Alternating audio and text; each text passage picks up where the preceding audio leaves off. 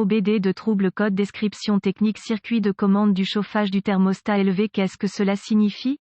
Il s'agit d'un code de diagnostic générique DTC du groupe motopropulseur, ce qui signifie qu'il couvre toutes les marques, tous les modèles, depuis 1996.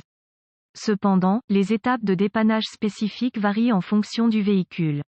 Les codes P0597, P0598 et P0599 se réfèrent tous à un thermostat de moteur à commande électronique. Ce sont des codes génériques, ce qui signifie qu'ils s'appliquent à tous les véhicules utilisant ce type de contrôle thermostatique. Cependant, seul un petit nombre de fabricants utilisent ce type de système. Par conséquent, cet article de code de panne est fondamentalement identique pour les trois codes. Le code P0599 indique qu'une défaillance s'est produite avec ce système où la tension de commande est élevée. Pour la plupart, les véhicules fabriqués en Allemagne tels que BMW, Mercedes, Audi, Mini, Volkswagen, Opel et Jaguar utilisent ce système.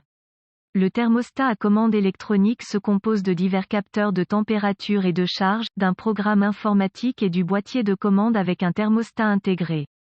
Concept en contrôlant électroniquement le débit de liquide de refroidissement ou la température du moteur, l'accélération partielle augmente l'économie de carburant et réduit les émissions, tandis que la réduction de la température sous charge augmente la puissance.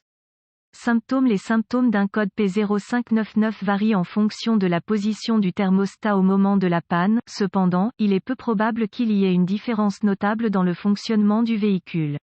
Le témoin de vérification du moteur s'allumera et l'un des codes ci-dessus sera réglé. La jauge de température peut lire anormalement élevée si le thermostat est tombé en panne en position partiellement fermée. À l'inverse, elle lira plus bas que la normale si le thermostat est tombé en panne en position complètement ouverte. Potentielle cause. L'expérience montre que le problème réside généralement dans un connecteur électrique lâche ou corrodé ou que le thermostat électrique lui-même est en cause.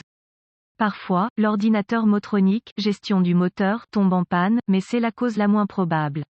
Un connecteur desserré ou corrodé sur le thermostat. Une fuite de liquide de refroidissement provoquera la définition du code. Le thermostat lui-même est en panne. Un court-circuit ou une ouverture s'est produite dans le faisceau de câblage entre l'ordinateur et le thermostat. L'ordinateur motronique a échoué. Procédure de diagnostic et de réparation. Retirer et inspecter le connecteur électrique.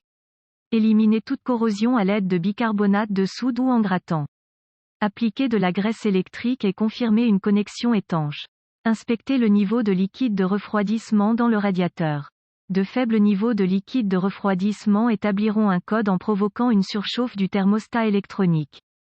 Retirer le connecteur électrique et vérifier les valeurs de résistance sur le thermostat. Pour cette procédure, vous aurez besoin d'un manuel de service ou des informations nécessaires disponibles en ligne. Ces informations doivent inclure l'identification des broches et leur emplacement, la couleur des fils, les valeurs des broches en volts à des températures et des résistances spécifiques. Ces valeurs et le flux de diagnostic varient d'un fabricant à l'autre et selon la taille du moteur. Vous aurez également besoin d'une sonde de température infrarouge et d'un voltomètre. Déterminer la température du moteur avec la sonde de température. Démarrer le moteur et tester la tension sur le côté motronique du faisceau selon les instructions. S'il est dans les limites, continuez les tests. S'il n'y avait pas de tension ou si elle était hors plage, remplacez l'unité motronique. Comparez la résistance du côté thermostat du faisceau au niveau du thermostat. Si la résistance est hors de portée, remplacez l'unité thermostatique. Si les outils ne sont pas facilement disponibles, amenez le véhicule dans un bon magasin qui a accès aux informations nécessaires. C'est un diagnostic simple avec les bons outils.